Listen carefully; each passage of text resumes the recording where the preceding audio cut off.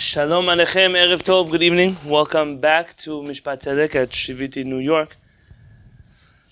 I'm very excited to be seeing you all very soon, B'ezrat Hashem Yitbarach. At the end of today's shiur, I will announce our schedule for this coming month, B'ezrat Hashem, and hopefully a little bit of clarity about what will be happening at the end of the month.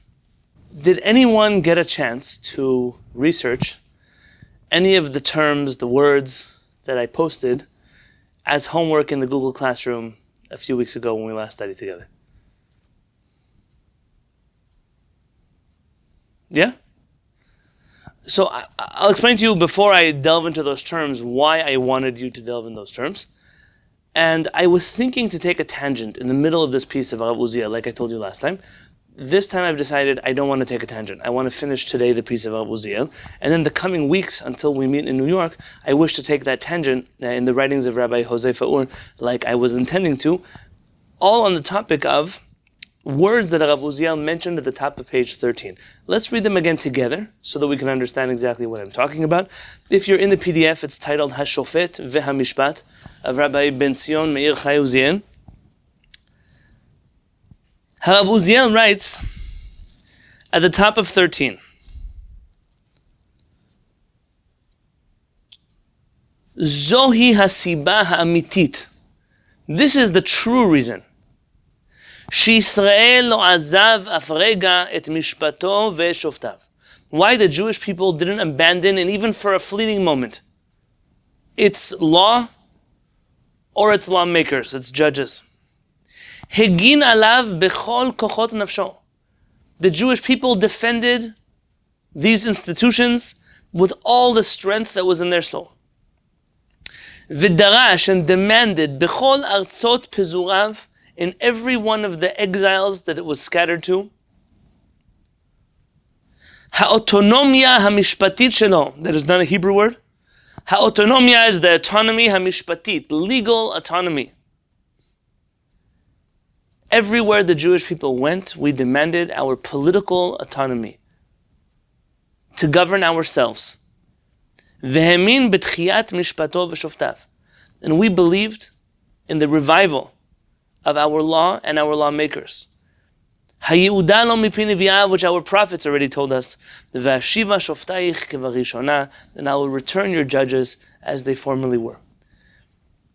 This topic of political autonomy, I wish to touch on just briefly today, enough so that we can get through the rest of the piece of Uziel, but I won't dwell on it so much because already next week we'll be dealing in so much detail. And what exactly is Jewish political autonomy? What do we mean? What am I talking about? Why is it here? Before I go there, can someone tell me the terms? I'm going to read them off from my Google Classroom. There was an assignment, and you have a few more days to complete it. For those of you who don't know what I'm talking about, check out the Google Classroom every once in a while. Under the Shiviti Midrash of New York, one of the assignments that we had there was to look up important terms.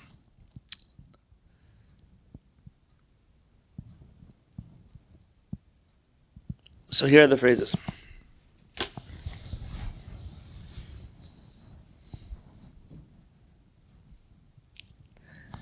And from all 39 people in the Google Classroom, some of you are still waiting to turn it in. A melech, a king. Tell me, what is a melech? Briefly, I don't need any complicated answers to these questions.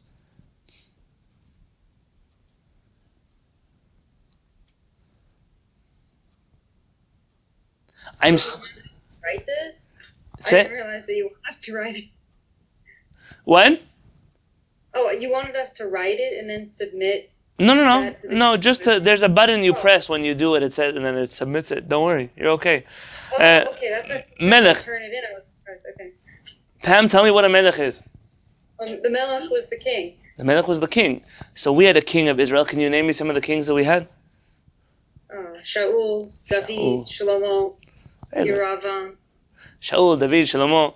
We're going to throw some not such exciting kings in the mix. We had some more colorful ones than that. Okay, very good. These are our kings, the kings of Israel. The kings are from the tribe of Yehuda, They ruled over the Jewish people. Yes, a king in Jewish tradition is not exactly the same as a king somewhere else. Can you tell me a few of the differences between our kings? They were rulers, for sure, with tremendous power. Who kept them in check? Officially, I'm not telling you that it always worked. The Navi. Okay, so there's the office of the Navi, not a spiritual guy. He's a political office. The Navi, the prophet of Israel, is able to criticize the king, supposed to be able to, without paying any consequences. We know that that's not perfect, and that's not always how it worked out. Who else? There's another person who is a check on the government. Probably the Kohen Gadol. The Kohen Gadol. For example, what do we ask the Kohen Gadol? What do we ask his counsel for? Questions. To go to war. To go to war. Very good. The king, in order to wage war, is supposed to consult with the Kohen Gadol. We have one other group of people that are responsible for checks and balances in the Jewish legal system. Sanhedrin. The Sanhedrin. Right? See, my mother got all the answers correct. So, Baruch Hashem, you don't have to research. You could just rely on my mother. She knows what she's talking about. Baruch Hashem. We have. Yes.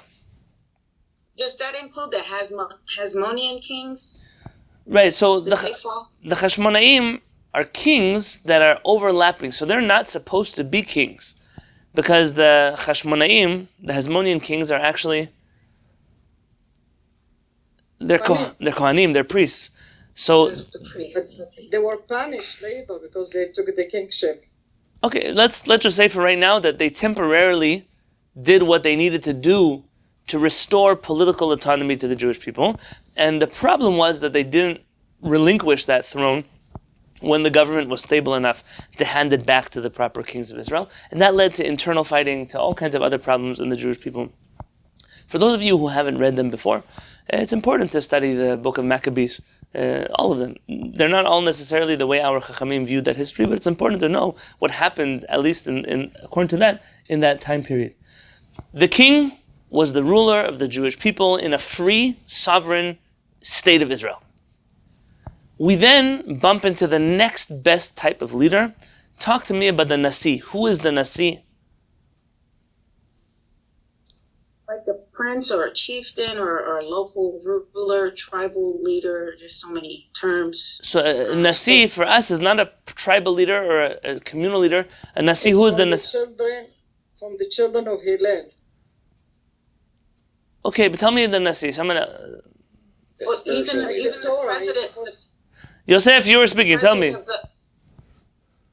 The Nasi was more of the spiritual leader as opposed to like the Rish Galuta or something like that. The Nasi's job was he held a different position, like the spiritual leader of the community. Do you guys agree with Yosef? I mean, yes, because they did have to bring gifts and sacrifices to the Beit HaMikdash. So. Okay, so Shini agrees with Yosef. Who else? Who else agrees with Yosef? I sort of agree. Sorry. No, you talk. A lot of people. We're letting other people talk today. It works that way. Go. So my understanding of the Nasi, the office of the Nasi, there was like we talk about the Zugot in the Pirkei Avot. There was the Nasi, and then there was the Av Beit Adin. And the Nasi, from my understanding, was more of a political position, and the Av Beit Adin was the more halachic position. And the Nasi was the one that was often corresponding with the occupying forces of the time, and so functioned. I mean, they are functioned in tandem with the Av Beit Adin, like in the case of Hillel and Shammai, for example, and others. But the Nasi, from my understanding, serves more than just as a halachic figurehead, but also a political figurehead. Of course. So I would argue that primarily he served in a political function. The Nasi replaces the office of king when we can no longer rule over ourselves with a king. The Nasi comes from the tribe of Yehuda. The Nasi has the requirements needed for a king, but he serves in a position where already we are an occupied state of Israel. So there is an occupation that we are now subject to another country's control in our homeland. But even while they control us, they recognize the right of Jewish people to self-governance. we are able to govern ourselves, so long as we pay whatever taxes they want and we listen to whatever rules they made. But internally, we govern ourselves. That was done by the Nasi. I want just carefully, because Yosef wasn't entirely wrong. But Yosef could have said that about the king also. In the Jewish people, we don't have a separation of church and state like you are used to in the West. So it's very possible that a king could also issue books of halakha or books of Torah.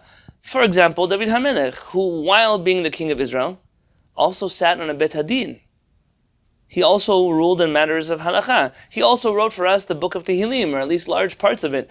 That this is not contradictory to their political standing. It's simply our political leaders were also religious people. And so that line is not so clear. Who is a political leader? Who is a religious leader? Let's leave it. I'm not going to separate now what's the difference between the Nasi and the Av Bet Hadin, or the head of the Sanhedrin. But for right now, the Nasi is the Jewish leader of the autonomous Jewish people in the land of Israel, after our occupation. We now get to the next level. The Resh Galuta. The Resh Galuta in English, they call him, I think you pronounce it, the exilarch. Who is the Resh Galuta? What is his job? What does he do? Someone tell me about him. The Jewish community leader in Babylon. Okay, so what happens to the Jewish people? We leave Eretz Israel, and we find ourselves in exile in Babylon. Al Naharot Bavel. Sham yashavnu gam bachinu bezochenu et Zion. On the rivers of Babylon we sat as we wept and remembered Zion. No matter where we were in our exile, we thought about Eretz Yisrael. I have to tell you, I'm reading now a mission of my Shabbat class here at Kehillat HaShamayim. We're studying about Sephardic Zionist ideals in the early 19th century. And in there we are reading, or this Shabbat we're going to be reading, some excerpts from the diary of a minister of the Church of Scotland. Now, it's the Church of Scotland. Later he becomes a minister in the new Church of Scotland. I'm sure you know in the 1840s, the Church of Scotland split into two. And in this diary that he travels around, it's a mission to the Jews from the Church of Scotland. We learn some tremendous things about Jewish history. That he travels through different Jewish communities, telling us what he sees, different Jews that he sees. Some things are very telling. I shared with the community on Shabbat. He finds himself in a Bet Knesset. I don't want to say where or what, it doesn't matter. He comes to the Bet Knesset and he sees there 3 old Jewish men, and his words, poring over volumes of the Talmud. His name was Andrew Bonar. That was the name of this minister. And he's poring over volumes of the Talmud. He said, they had long white beards. He said 2 of them were deaf and 1 of them was blind. It was a very pitiful image that he paints over there. And he begins to talk to them about scripture. And he looks for a Tanakh. This man knew how to read Hebrew a little bit, and so did his partner. And they try to read some Tanakh with the men in the synagogue, and they look on the shelves, and there is no Hebrew Bible on the shelf. A lot of volumes of Talmud. He said wall to wall of Talmuds. But a few fragments of the Jewish Bible. Now, listen, this could be a Christian missionary who had an agenda. It could also be a sad truth of many of the communities that we live in, where there are many, many volumes of books. People study many, many, many things, but how many of them spend any time, any significant amount of time, understanding what happened in the Tanakh? Why did I tell you this? There's a reason why I'm telling you this. Why did the Jews, everywhere that these missionaries went, go to greet them? You see that every country they go through Romania, they go in Ashkenazi countries, Sephardic countries, they're traveling throughout Europe. And everywhere they go, the Jews are coming to greet them. And you wonder, why are the Jews giving such a royal welcome to 2 Christian missionaries from the Church of Scotland? And the underlying reason is very simple. The Jews heard that these missionaries had spent time in Yerushalayim. They were in Eretz Yisrael. They saw the land of Israel. And all they want to hear is something, morsels, anything they can about Eretz Yisrael. The Jew in Romania, the Jew in Galicia, the Jew doesn't matter where he was. The Jew wanted to know, is there still a temple in Jerusalem? What do the walls look like? Do things grow there? Are there still Jews there? They want to know everything. They're hungry for information about Eretz Yisrael. We live in Galut, but no matter where we are, our heart is in Eretz Yisrael. And this is true since the moment that we left. But just because we left Eretz Yisrael did not mean that we entered into Galut. It's very important to understand what I'm saying.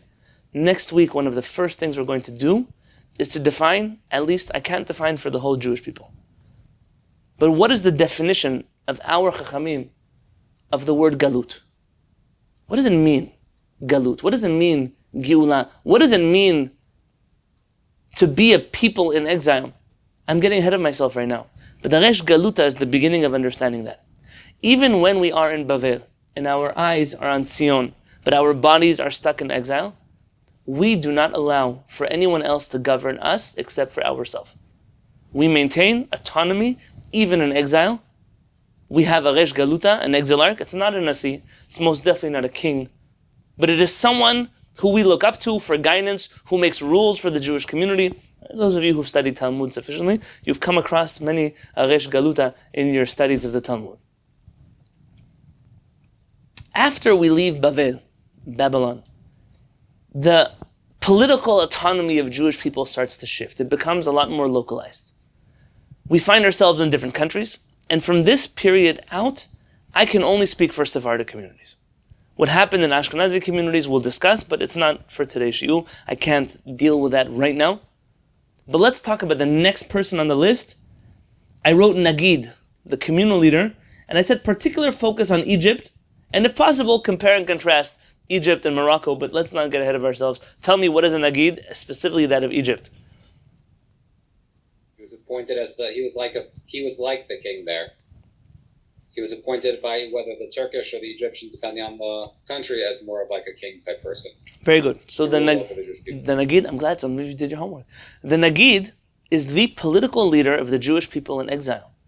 He can create taxes, he can imprison people, he makes laws for the Jewish community. Do you know any famous people who served as Nagidim in Egypt? Nevoah ben Saadia. Shmuel. Who said that? Yitzchak, what did you say? Shmuel HaNagid. Okay, Rabbi Shmuel HaNagid, That's in interesting. Spain. That's in Spain. Very good. Rabbi Shmuel HaNagid is the Nagid of the Jewish community in Spain. He also is the general of The army. the Muslim army of Another? Spain. The Muslim army of Spain. Yeah, something that I think if they would tell little Jewish kids that they say, oh, we were exiled Jews till we came to Israel and then we learned how to go to war, we learned how to fight. If you want to just look into Jewish history a little bit, Rabbi Shmuel HaNagid, he led the Muslim armies of Spain into war. The legends about him are over the top fantastic. If you want to get some exciting information about Rabbi Shmuel HaNagid, maybe even something a lot more recent. It's not so long ago. Have you heard of in English they call them the Habani Yemenite Jews? Have you heard of them before? Anyone ever seen a picture of a Habani Yemenite Jew? Yeah, a lot of them kept the Nazarut. Very good. So if you think about the Nazir of last week's parasha, they had long flowing hair, long beards. You can Google the following and you will actually come up with a picture.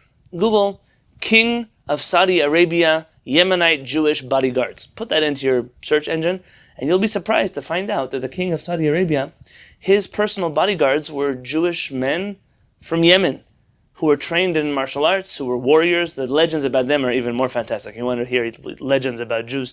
The Yemenite Jewish warriors of Haban, they were fearsome. They were very intense people. They were trained in warfare of any type that you can imagine, and they were tremendously observant Jews. Like all the other Yemenite Jews, proficient in Tanakh, Mishnayot, Talmud, Halakha, but also in the art of war. Something fascinating to study, mamash out of the scope of today's shiur. I didn't even think I would talk about Habani Jewish warriors. The Nagid, Sorry, but yes, it's the king of Jordan. the king of Jordan, Mechila, did I make a mistake? King of Jordan. Are you sure not in Saudi Arabia also? I would assume in Saudi Arabia, but yeah. I haven't seen any pictures. Okay. If someone can keep looking, no, I'm okay. I prefer to be corrected now than having to apologize for it tomorrow. So, Baruch Hashem, you can correct me.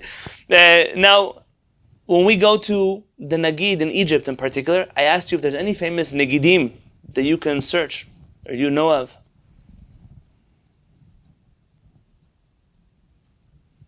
Rambam. Yeah, very good. The Rambam. The Rambam's grandson, you may have heard of him, Rabbi David HaNagid. Rabbi Avraham, perhaps, was a Nagid. That's an interesting history to look into.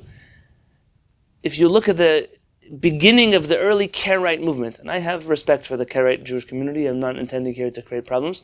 But part of our understanding, it's not necessarily their understanding of how the Karaite movement started, was over a fight for the chair of Nagid in Egypt. It became a political brawl between two factions of the Jewish community, and the only way to ensure two Nagidim was to convince that there are two different types of Jews, and that was literally the rest is history. Certainly, that's not the narrative that all the Jewish community will accept, but for right now, it's important. Nagid was a Jewish leader in exile, particularly in Egypt. I'm focusing there in Egypt. I asked if anyone could find the difference between a Nagid in Morocco and a Nagid in Egypt. Anyone know the difference between them? And it's something you probably wouldn't find online. There's a book by Rabbi Yaakov Toledano. Rabbi Yaakov Toledano was the chief rabbi of Tveria. I gave a shiur recently in his writings on self-defense. You may have seen it in our YouTube channel. It was on Purim. For those of you in Kehillat HaShamayim, we studied it on Purim. He was the minister of religion of the state of Israel. He was a very interesting Moroccan chacham. And he explains the Nagidim of Morocco. He has a book called Ner HaMa'arav. I think that's the book that I saw in the Candle of the West. The Nagidim of Morocco were more community appointed as opposed to fierce political leaders. It was a little bit of a different status. They may be more today like what you might consider the president of the Jewish community or something of that sort. They're not a person who's to be taken lightly, but also not a person with power to jail people or fat tax people or fine them or things of that nature. The Chacham Bashi, and here I'm particularly focusing on the Ottoman Empire, Syria, Egypt, and those type of Middle Eastern countries. Can someone tell me about the Chacham Bashi?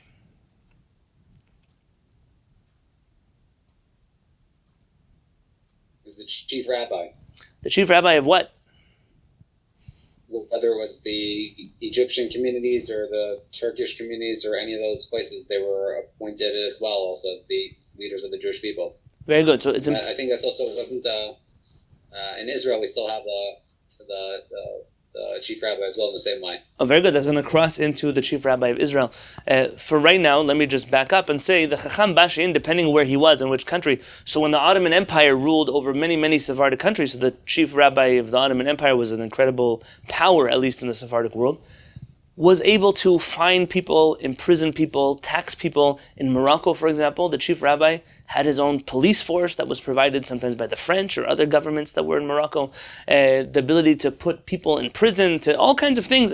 Tremendous power over the Jewish community. Political power, not religious power. And then you have some corruption that happens in that period. If you wish, there's a book written by Professor Yaron Harel. That's his name. I forget what it's called in English. They have a translation in English. If you put in his name, the chief rabbis of Aleppo and Damascus, about all the corruption and scandals that happened when that position became that the political leaders of the non-Jews appointed who would be the chief rabbi of the Jewish community. And this happened in Ashkenaz also, where some of the chief rabbis were not actually chief rabbis of the community. They were chief rabbis that were appointed by the non-Jewish government to be chief rabbis of the Jewish people. And you can imagine how poorly the Jewish community felt about those chief rabbis. And that brings me directly into the chief rabbinate. I mentioned that of Morocco prematurely, but even the chief rabbinate of Israel. And I think if I can say something, and this I'm going to keep it as politically correct as I possibly can. If you look at the chief rabbinate of Israel, I know they just pushed off the elections for chief rabbi 6 months ahead. So the chief rabbis of Israel, for whatever reason, correct or incorrect, the Sephardic chief rabbi of Israel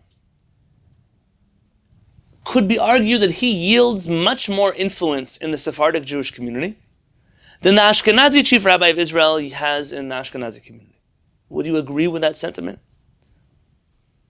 Definitely. I mean, the Sephardic chief rabbi of Israel, even if you want to look historically, of Harav Uziel, or more recently, Mordechai Eliyahu, other Chamud Yosef, carried much more weight than some of the contemporaries. I don't know how many of you have know of Ashkenazi communities who study the writings of Rabbi Herzog or Rabbi Avraham Shapira, or I'm going to skip some of the names that sat in prison, but you can imagine who else I'm talking about. Good you did that. This is an office that carries with it, maybe perhaps with the exception of Rav Kook, alav shalom, who was of the first of them, an office that doesn't carry with it so much weight. And especially once you start going into more, you would maybe call them Haredi or ultra-Orthodox communities, the chief rabbi of Israel carries no weight at all. Aside from the fact that he can sometimes make trouble for you making aliyah or getting married or something like that, he doesn't actually carry any weight at all or any respect at all in the Jewish community. In fact, I'll tell you a story. I once had to send, and I probably shouldn't record the story, but I'll record it anyways. There was a person who had to get married in Israel, and for whatever reason, the get that they received in America the chief rabbin of Israel was having a hard time approving of that. Now, the chief Sephardic rabbi of Israel approved of this marriage, just the chief rabbin in office wouldn't accept the get. So that's bureaucracy at its best. And the suggestion was, go to the Badatz. The Badatz is the Haredi Bedin in Mea Shearim, who don't recognize so much of the validity of the state of Israel. But go to them, they have authority to marry people in their communities, provided by the government of Israel. Go to them, and they won't make any problems for you. That's exactly what happened. The couple went to the Badatz. The Badatz said, we just want our 400 shekels, or whatever the shekel fee was.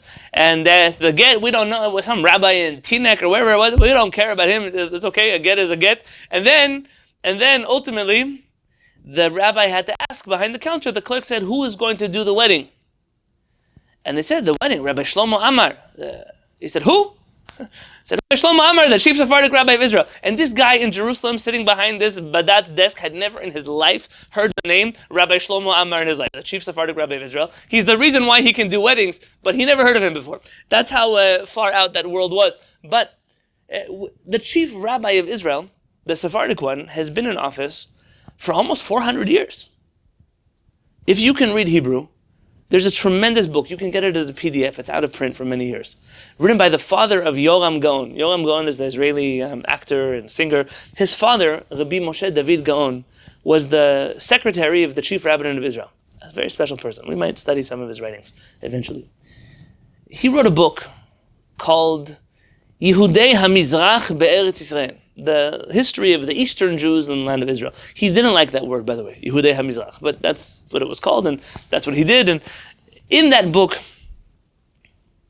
Rabbi Moshe David Gaon shares the history of the chief rabbis of Israel, the chief rabbis of cities in Israel. You're talking about, maybe, if I had to be accurate, 380 years of Sephardic. When Harav Kook comes to Eretz Yisrael, and he feels, wow, we have to really get on board, unite the Sephardic and Ashkenazi communities together. Let's have a chief rabbinate office. The local Ashkenazi community wasn't so thrilled with a man like Harav Kook deciding to become their chief rabbi. And ultimately, the only way that Harav Kook became the chief rabbi was that he was incorporated into the Sephardic chief rabbinate that already existed. The Sephardic chief rabbi became the Rishon LeZion, and the Ashkenazi chief rabbi became the Rav HaRashi, the chief rabbi. Rabbi Yaakov Meir, who was the predecessor of Rabbi Benzion Meir Uziel, whose book we're studying today, invites him to join the chief rabbinate, putting his stamp of approval. The Ashkenazi Haredi community reacts by starting the Badatz, whose whole purpose is to undermine Harav Kook's Ashkenazi chief rabbinate, until today, ad etzem hayom hazeh. And the Ashkenazi chief rabbi of Israel has been in office since the 1930s. But in recent years, there's been conversation that, we don't have a Sephardic prime minister and an Ashkenazi prime minister. We don't have a Sephardic mayor of a city and an Ashkenazi mayor of a city. Thank God, I can imagine the politics around that. So maybe it's time to just have one chief rabbi. You want to need a Sephardic chief rabbi and an Ashkenazi chief rabbi. And every time they bring up this idea, I once asked Mori Harav Yaakov Peretz what he thinks. He said, listen, as many chief rabbis they can get rid of, we'll be happy. But for right now, if it's only one, okay, that's also a good thing. But the chief rabbinate, they always talk, let's get rid of the chief rabbi. We don't need Sephardic chief rabbi. And most of the time, they think of getting rid of the Sephardic chief rabbi, which is fascinating to me. Because that's the office that was there first. And the second office only exists because of the first one. You have interesting personalities like Rabbi Dr. Ratzon Arusi, shall live and be well. He is a Yemenite rabbi, and he can never be the chief rabbi. He's always trying to be the chief rabbi. He can't be the chief rabbi. He's probably overqualified for the job, but he can't because he's Yemenite. So because he's Yemenite, he can't be the Ashkenazi chief rabbi. And because he's Yemenite, he can't be the Sephardic chief rabbi. So right now, he's just not the chief rabbi because there's nowhere to run. So are you going to make more chief rabbis? There's going to be a Yemenite chief rabbi now. Maybe a Hasidic chief rabbi. Maybe have some more chief rabbis. All kinds of chief rabbis you can make. But that perhaps explains historically why the office of Rishon LeZion has so much weight in the Sephardic community. It's a historic office for them. This is an old office. Many, many, many dignified people occupied that throne. And even though sometimes we might wonder why is a certain person occupying it, it's still, that office carries with it some weight. And therefore, to summarize, the Jewish community, and since we left Babylon, in particular the Sephardic community, has governed itself autonomously in every single galut that it was in since the destruction of the Beit HaMikdash. This may not be common knowledge, but I'm sharing it with you based on everything that we'll be reading now and reading in the future in the coming weeks. If you would have gone to Morocco, if you still go today to Morocco, and you want to sue someone in court, and you walk into the tribunal, to the court, there will be a sign, Muslims enter to this chamber, and Jews enter the other chamber, because the Jews are not allowed to go to Muslim court, to an Islamic court. They go to a Jewish court, where the rabbis preside over their court case. In fact, we had someone here who needed some paperwork done. A relative died in Morocco, and the only paperwork, listen carefully, the government of Morocco wouldn't accept American paperwork for a Jewish person living in San Diego. They needed paperwork signed by the Bedin in San. So I had to sign a paper as a rabbi, and the government of Morocco accepted that, but wouldn't accept American legal paperwork. Because what kind of Jew goes to the American government? Jews go to Jewish governments. To them, that was completely unheard of. It was a lesson in humility for me. Like, wow, look, once upon a time, it wasn't so long ago. When did, at least I can say, Sephardim stop governing themselves according to halakha? In which year? 1948, no? 1948. So you know that I'm a very proud Zionist. You know that I celebrate Yom HaAtzmaut. With all of those celebrations, I cannot ignore facts. And the fact is that with the Sephardic return to Eretz Yisrael, is the first time in Sephardic history that Sephardic Jews are governed by a legal system that is not halachic.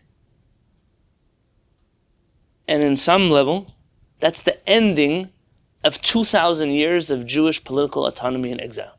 We can talk about that in a different shiur. It's not for right now. But this is exactly the background for what Harav Uziel wrote here. The Jewish people in every country they were in refused to abandon their judges and their legal systems. Precisely because they believed in them. They trusted in them. You could just try this. Grab a Jewish person off the street today, in America or in Israel, Canada, wherever you want to go, and say, hey, would you rather live in a democratic society or would you rather live in a country ruled by rabbis? And I guarantee that anybody with a few brain cells will tell you, I would much rather not live in a country that's ruled by rabbis. Myself included. Why? Absolute distrust in people that are supposed to be, what did he say on page 12? Tzedek, tzedek tirdof. You shall surely pursue righteousness. Righteousness? We find righteousness inside of the Jewish community by our rabbinic leaders. Maybe a few of them. Maybe some of them. How many Jews are willing to close their eyes and say, okay, rabbis, please lead me. Please tax me. Please arbitrate between myself and my business partner. Please take care of custody of my children and my divorce. I trust you, Rabbi. Nobody feels that way. Harav Uziel knows that. And the price that we've paid for that is the following. Look on page 13. Let's read together. Ulam segula zot. This uniqueness, this quality, sheshamarnu bagola bechiruf nefesh.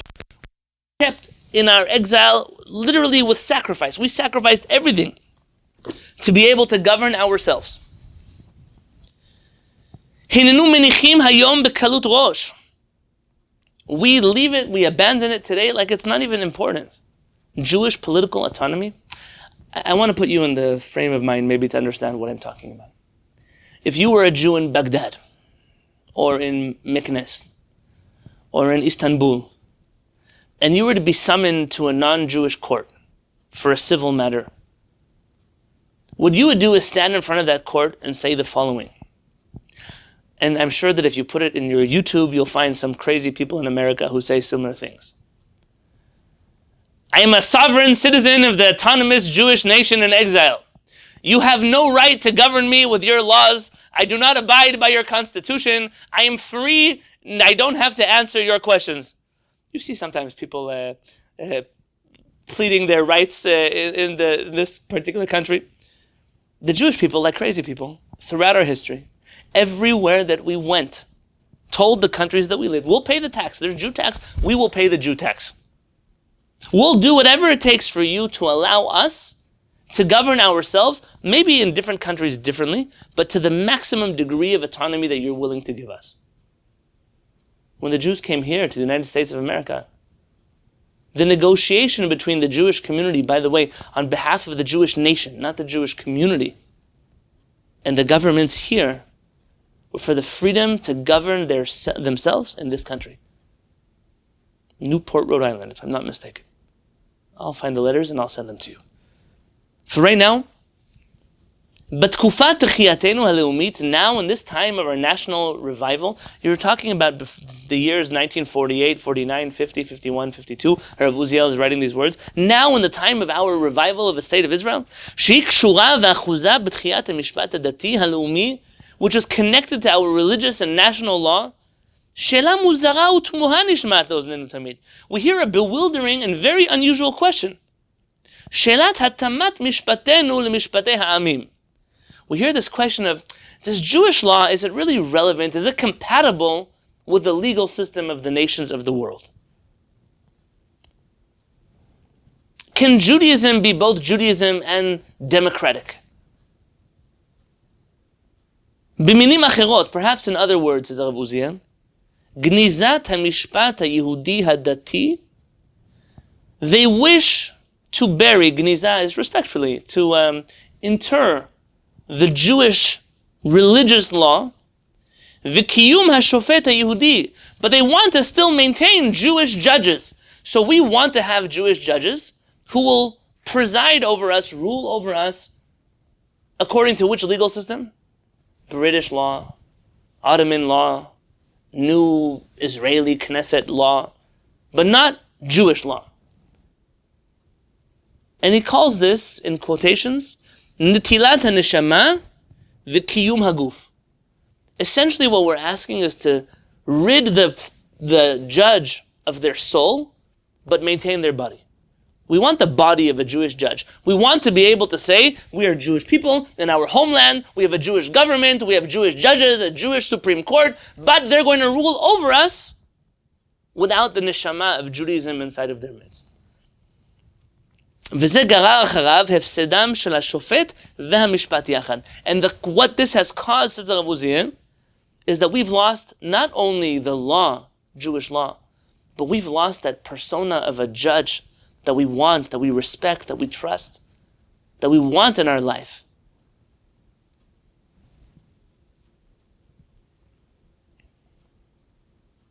קהל ישראל, אשר חשב, עד זמן האחרון, the Jewish collective people who thought, until fairly recently, lechet dati, as a religious crime, uvgida leumit, and an act of national treason, lehamid mishpatav be'erkaot, to take our court cases to non-Jewish legal systems.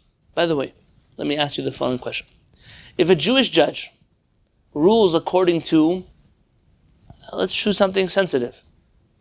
If we go to a court in America and the judge is Jewish and they rule over that court case according to American law, like they must, that's what the oath they take, that's the job that they have, is that considered a Jewish court or a non-Jewish court?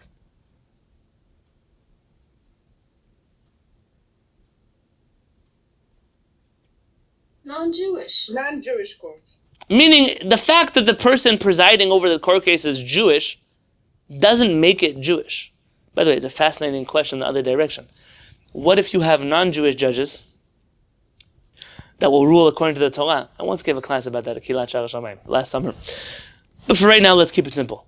If we go even to an Israeli court, but the Israeli court doesn't rule according to halakha, the Jewish people used to consider that not just a religious offense, but that was considered treason. That was considered a national crime against our people.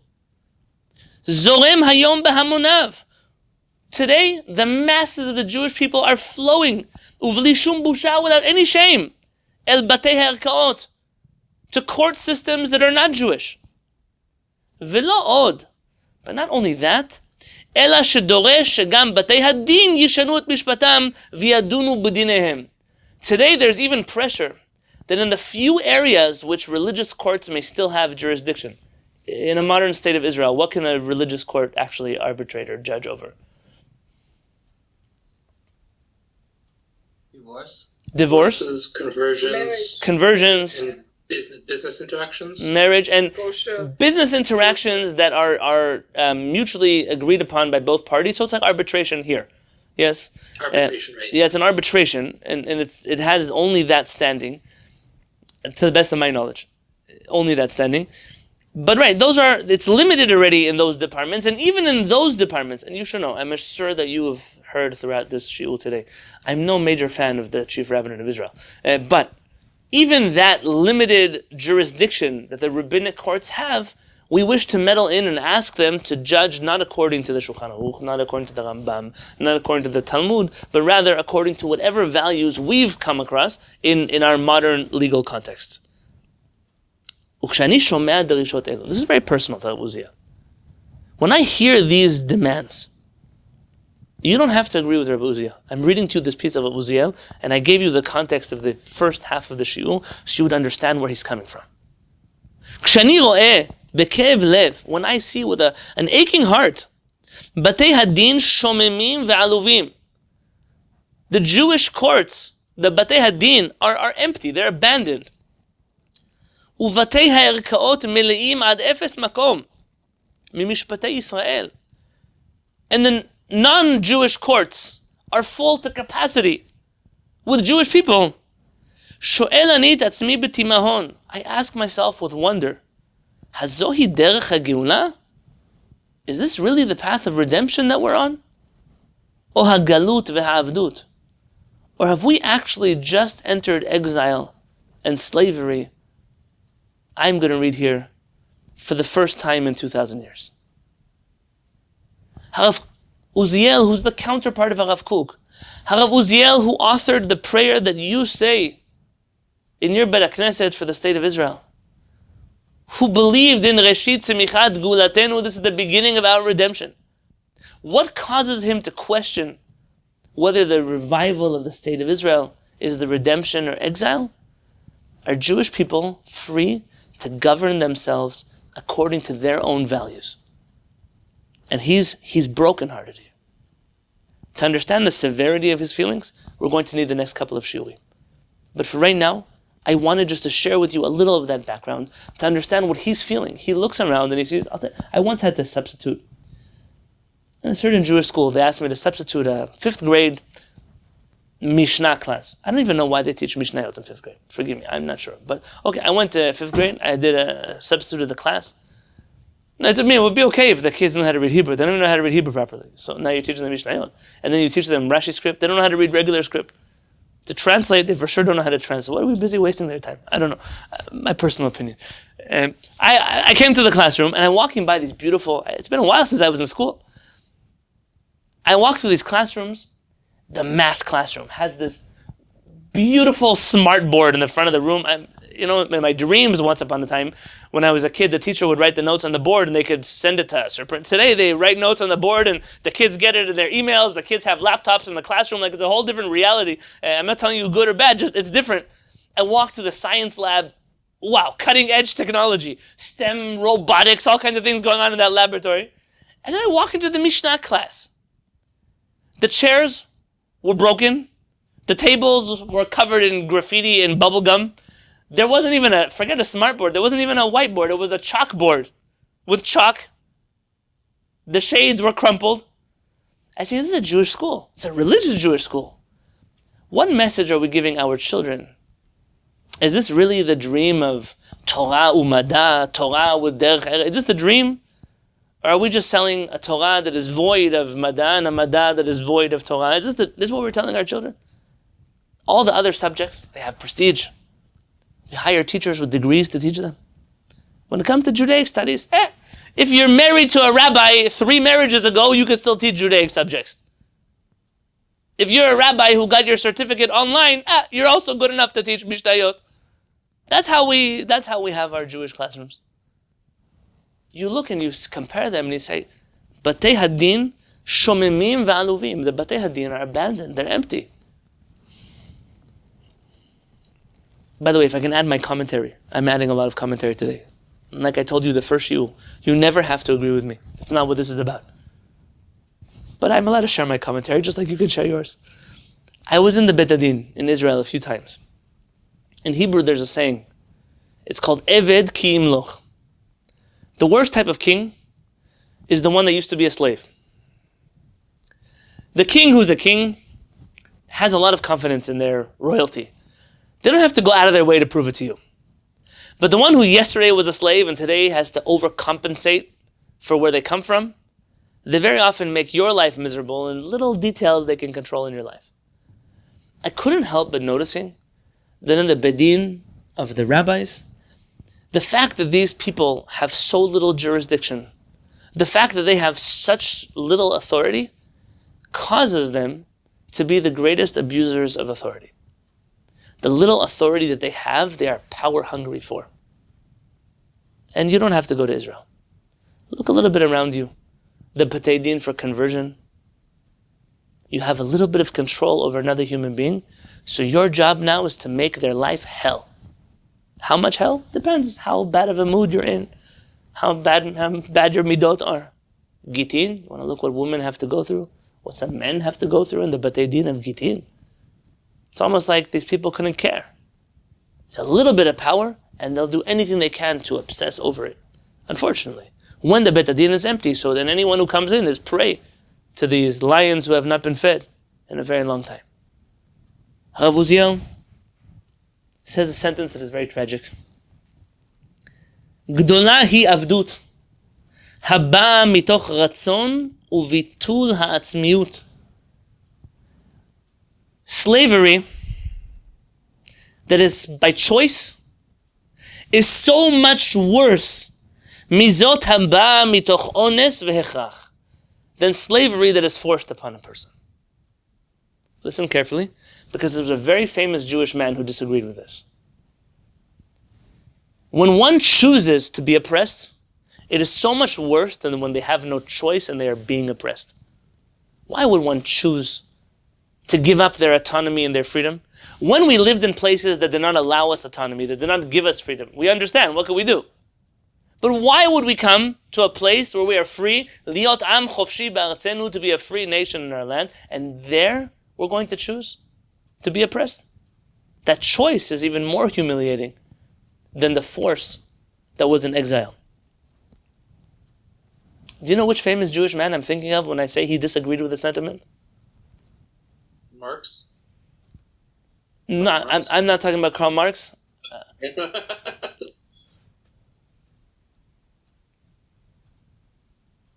We don't know. Have you heard of Theodor Herzl? Yes. So at 9:45, an assignment will pop up in your Google Classroom. It'll be to read one page, just one page, from the personal diary of Theodor Herzl, translated into English. So I didn't read the German original. I have to maybe consult with Yochanan for that. But in his diary, Theodor Herzl had a few plans. Before the Jewish people should go home to Israel, his solution to the Jewish problem was? Uganda. Okay, that was his second solution. His second solution was to go to Uganda. He couldn't get the Jews to sign up for that. Mass convert to Christianity. There was supposed to be a mass conversion to Catholicism. By the way, he had it all planned out. Theodor Herzl, he was a master of theatrics. He was a very well thought out person.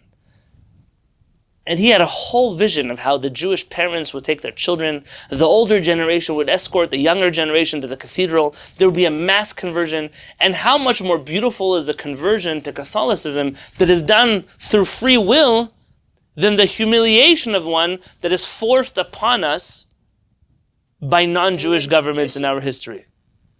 Now, this is something important because he really, really believed this.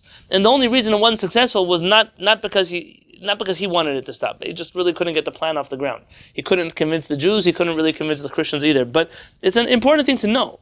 Rabbi Uziel believes the opposite is true. How much more humiliating is it? When people forced us to convert and the threat was to burning on the cross, that was, okay, we understand why somebody would convert then. But to just decide to leave the Jewish faith and become a Catholic, that's already that much more humiliating. No one forced you. Rabbi Uziel continues. וגאולה שיש בה טשטוש הצורה היא עבדות שפלה שאין לה תקומה. And redemption that comes on account of one's personal identity is something that is so humiliating you may never be able to come out of it. If in order to be free, I have to give up who I am, I think I much rather would be a slave. In order to be free, I have to lose my integrity. I have to lose what I believe in. I have to change my name. I have to, whatever it is that I need to change. I don't want to be free. That's not freedom. That's the most humiliating servitude. כל תמורה ושינוי ביסודות המשפט הבא מתוך חיקוי עיוור. Any imitation of non-Jewish law, not because we've weighed that non-Jewish law against Jewish law and we've reached a conclusion that law is more beautiful, but because we wish to imitate blindly the cultures that are around us, היא כחץ רעל בנפש האומה. It's a poison arrow, you can argue a poison dart, into the soul of the nation of Israel. וחתירה מסוכנת ביסודות בניין ביתנו הלאומי. And it's a terrible Chatira. It's a good word in English for Chatira. It's an undermining of the Jewish national identity. בצפייה ארוכה, with tremendous foresight, נלחמנו נגד תורת המשפט של רומא העריצית. We waged war against the legal system of arrogant Rome. מסד נפשנו הייתה ותהיה להשיב לתחייה השופט היהודי. Our whole purpose was to revive and restore the persona of the Jewish judge. הנוצר מתוך תורת משפט היהדות, who was born to us, like he said on the first page, was born out of the spirit of Jewish law. ולעשות את ארצנו הנגאלת לעיר הצדק, and to return our land to the status of the city of righteousness. Remember the Navi says this? איכה הייתה לזונה. Someone finish the pasuk? You're going to read it soon in the summer, unless the Beit HaMikdash is built. Kiryat Ne'emana, thank you. That Navi says, how could the city of faithfulness, how could it become a city of wayward rebellion? We desire to come back to Eretz Yisrael and to turn it into a place of righteousness. Dugma chaya u'moftit Mishpat Tzedek, to show once again to the world what a society that lives by Mishpat Tzedek, how beautiful it is and what it could look like. HaShivyon, equality, HaChirut, freedom, VeHaShalom, and peace, lechol ba'ei olam, to all people of the world. Now Rav Uziel writes this book in order to show how Jewish law contains within it the values of equality, freedom, and peace to all citizens of the world, not just the Jewish people. Do you remember the first quote that we ever shared in the Shi'ur from Rabbi Isaac Cardozo? Anyone remember that quote? Okay, when you have a chance, go back to Mishpat Tzedek number 1 and listen. It was in the first few minutes of the class. What Jewish law really intends to bring to the world is freedom and love between all people, all animals, all creations. I know that's not how we think of halakha. Says Rav Uziel, we broke halakha, and now we're afraid of it. But a real Mishpat Tzedek is not scary. Real Mishpat Tzedek is what we've been yearning for 2,000 years. ובעומדנו היום על מפתן גאולתנו והושיבנו בארצנו כיסאות המשפט, and now that we're standing on the brink of our redemption and we've restored the chairs of judgment to the Jewish people. You have a chief rabbinate today. You have a supreme court in the Jewish people. You have police officers, Jewish police officers. You have an army. You have all kinds of things. You have a Knesset. It's the time. נעמיד נא למעלה מכיסא הדין שם אלוהי ישראל מלך המשפט. It's time perhaps to lift above the throne of judgment the name of Adonai Elohei Yisrael, the God of the Jewish people, Melech HaMishpat, who is the King of law and justice. V'noshiv bo HaMishpat VeHaShofet VeHaYehudi. And on that throne, underneath the name of HaKadosh Baruch Hu, will be sitting finally a Jewish judge who is imbued with Jewish values. And in the final page that we'll read today, on page 14, Mishpatenu lo namir ba'acher. Says Rav Uziel, I refuse to accept that we are willing to change our law with another system. Sgulat morasha zot nachalat avot lo na'azov. This unique inheritance that we received from our forefathers who came before us, we will not abandon. Uvotah haderech shalchu ba rabotenu harishonim. And in the same path that our rabbis, the early ones, walked on, mitkufat haTalmud v'hagaonim v'ad hadorot acharonim, the political autonomy that our rabbis in the Talmud, up until the rabbis right before the founding of the state of Israel, demanded. Banelech, we'll walk on that path. Letaken takanot mo'ilot ulchutzot shehasha'a v'hazman dorshot meitanu l'kiyum haTorah v'ha'am. We will once again make new takanot, new laws, halachot that are new, that are relevant, that will fix the problems that exist in the Jewish people today. Do you know how many problems exist in halakha? Do you know how many problems we have in the halachic system that could be fixed had we restored the thrones of judgment of halakha to the Jewish people? How much longer will we still be 2 nations, 5 nations, 10 nations? How much longer will the laws of Gittin look like they look like today? Not with prenups and how can we fix halachot? Real fixing of halakha. Those are things that we can do if we truly believe we want that.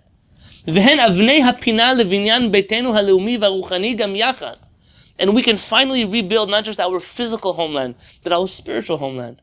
And that will bring true lasting peace in our homeland. We read the writings of Uziel to the Arab population in Eretz Israel. We want peace with you. We want freedom for you too. We're not neglecting you or ignoring you. We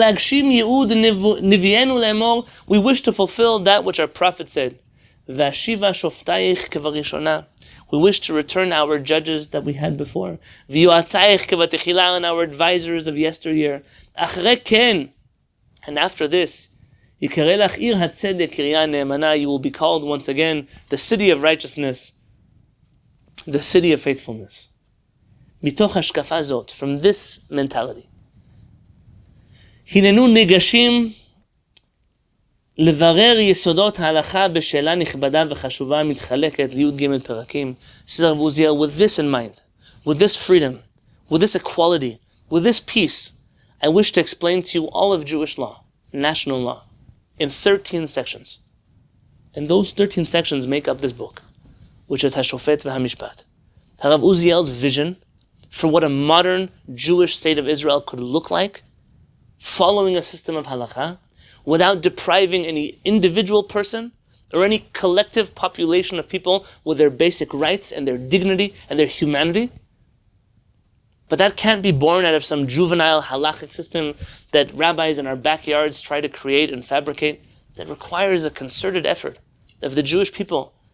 You built a homeland, a physical one, but what about a spiritual one?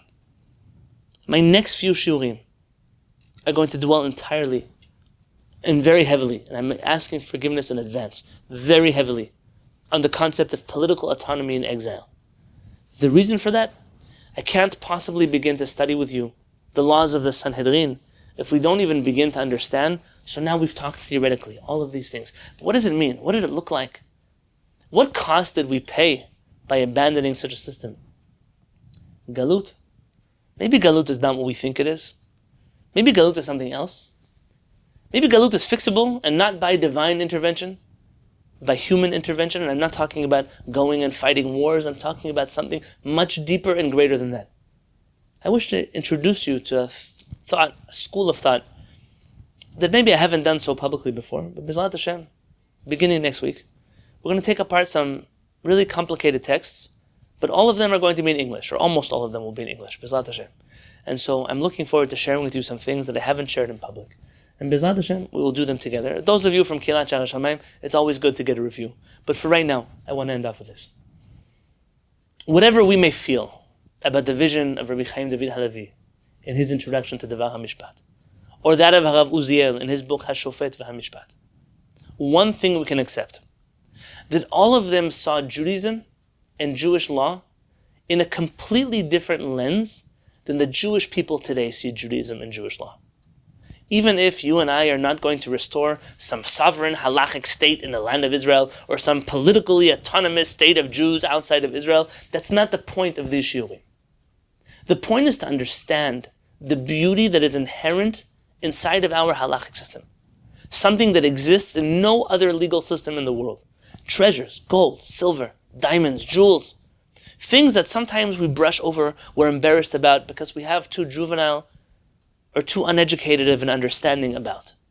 The whole study here of Mishpat Tzedek is less on a focus of creating some state of Mishpat, but understanding that our Mishpatim are truly what HaKadosh Baruch Hu calls them, Mishpatim Tzadikim VeYisharim, the righteous and upright judgments. Something really beautiful, something very special, something that even in a personal way can change our lives. And so, B'ezrat Hashem Yitbarach, starting next week, we're going to jump into one more section of study. I'm actually very excited about it. I'm looking forward to studying it with you. I hope that it will bring up some controversy and opinions and problems. So, B'ezrat Hashem, we'll do those things together. But until then, I'm going to end the shiur. I ask for